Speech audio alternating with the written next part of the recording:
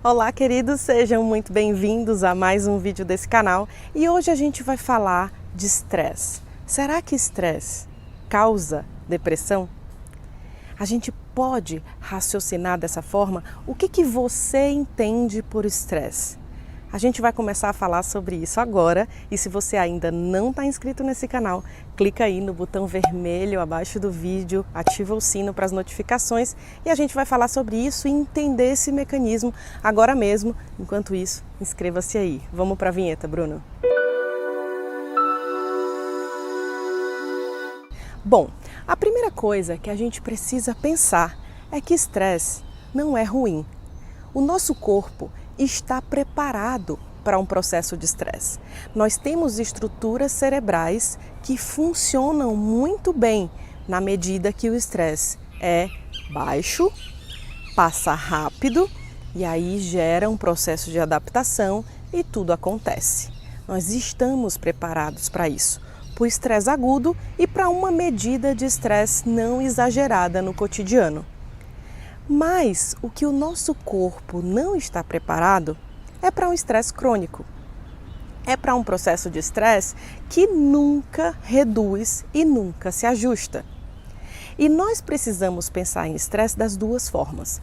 Tanto o estresse psicológico, relacionado às nossas vivências, quanto o estresse físico, relacionado à maneira como a gente trata o nosso corpo ou mesmo as situações que a pessoa passa, como um processo de adoecimento físico, dores, doenças que a pessoa tem, muitas dores. Isso é um estresse físico que também se torna um estresse psicológico, mas de início biológico. E por que eu vim falar de estresse causando depressão? Primeiro, porque eu recebi essa pergunta. Segundo, porque eu quero que você entenda que um transtorno depressivo pode surgir de um processo de estresse. E aí imagine o estresse psíquico, relacionamento abusivo ou um relacionamento caótico, problemas financeiros, problemas no trabalho, problemas na família, problemas todos que te causam sofrimento e que nunca se resolvem.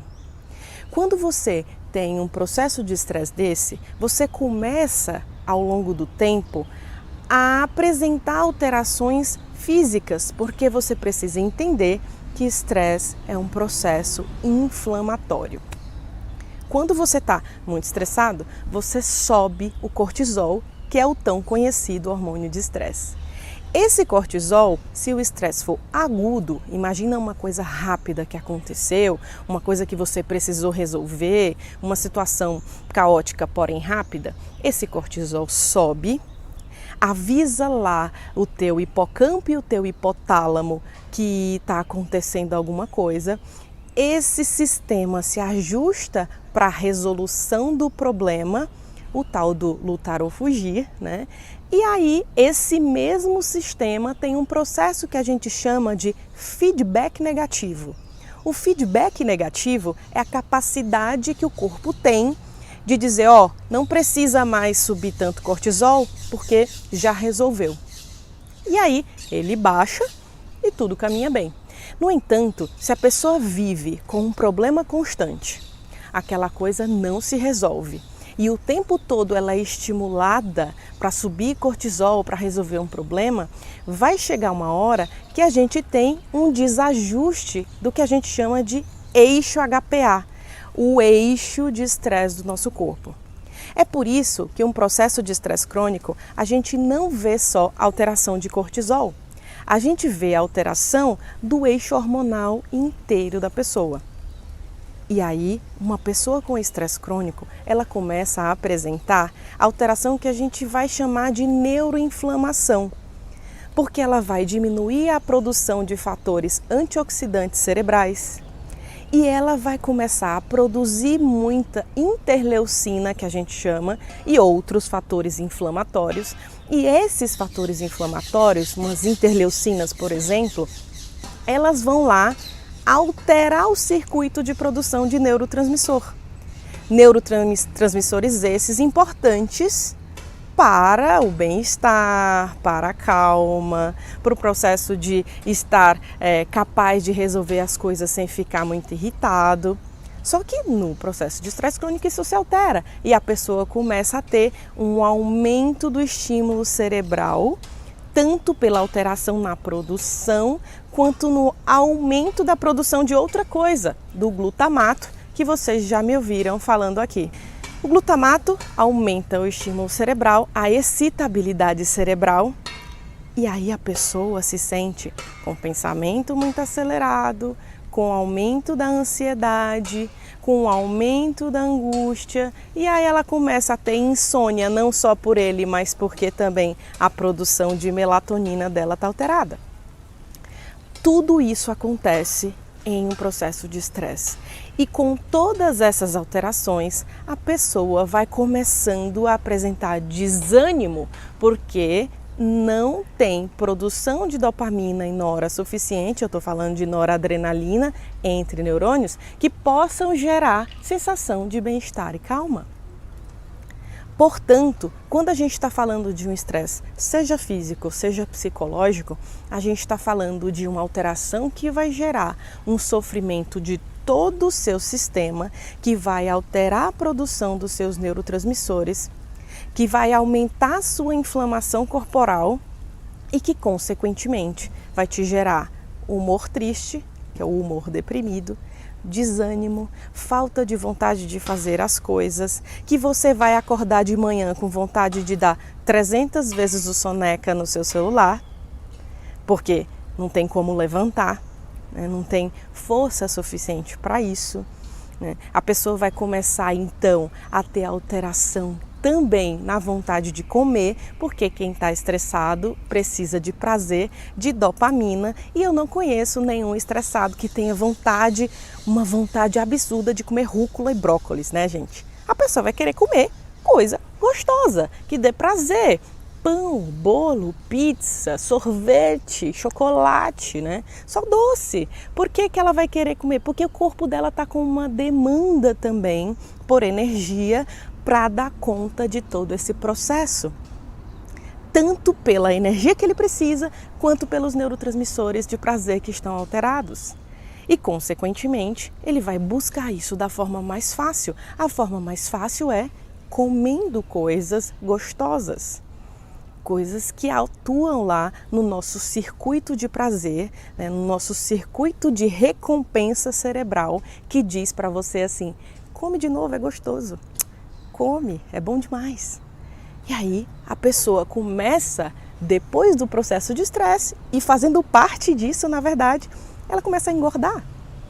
Ela começa a engordar tanto pela mudança do cortisol, quanto por aquilo que ela come. Peça para uma pessoa muito estressada fazer uma dieta restritiva, que nem é a dieta correta, na verdade, né? Mas fale em dieta para um estressado crônico.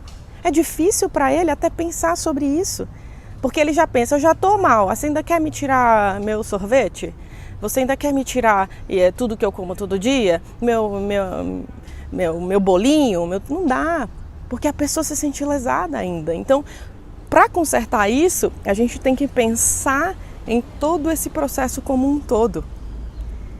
A gente tem que pensar que todo o eixo de estresse está alterado, toda a capacidade de ter prazer da pessoa está alterada e toda a capacidade também de manter o pavio longo está alterada. Ela fica extremamente irritada, ou com pavio curto, em alguns casos sem pavio, né, gente?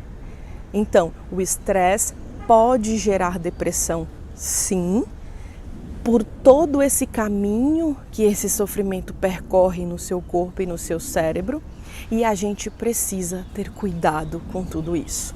Quando eu falo cuidado com tudo isso, é porque tem questões estressoras que a gente pode atuar. A gente tem que começar a perceber quando o corpo está dando sinais de que está difícil manter a regulação. O estresse só altera o seu corpo quando ele cronifica e quando ele é muito intenso, por muito tempo. E aí a gente tem que rever diversos pontos da nossa vida, como que a gente está levando, o que a gente está ocupando, com o que a gente está ocupando o nosso tempo, como que a gente está administrando o nosso dia. Sabe por quê? Porque tem diversas questões que não tem como a gente mudar e que sempre serão estressoras. né? Você às vezes mora numa cidade muito estressante, você tem um trabalho que já é por si muito estressante, né? Você tem coisas que não consegue mudar muito rapidamente, mas outras você consegue mudar essa estrutura. Então o que eu incentivo você nesse momento não é só a entender, né, tudo isso, entender o processo depressivo como um processo de estresse crônico também, mas fazer por você a detecção de coisas que estão te adoecendo, que pode passar desde a reavaliação das suas relações, da gestão do seu tempo, das suas horas de sono, das coisas que você faz por você, do seu autocuidado, do quanto você está trabalhando. Será que está trabalhando demais, fora do limite e precisa reavaliar isso? Algumas coisas a médio e a longo prazo podem não compensar. E a gente tem que reavaliar isso e perceber, porque muitas vezes demora para você chegar em um episódio depressivo. A gente tem que perceber os sinais para não chegar nele, certo? Eu espero que esse vídeo tenha te ajudado a entender um pouco mais sobre o que acontece em processo de estresse e por que causa depressão. E se você gostou desse vídeo, compartilhe com a sua rede, com seus amigos, no seu WhatsApp, nos outros grupos. E se não está inscrito nesse canal, inscreva-se, clica no sininho e eu te aguardo no nosso próximo vídeo. Até lá!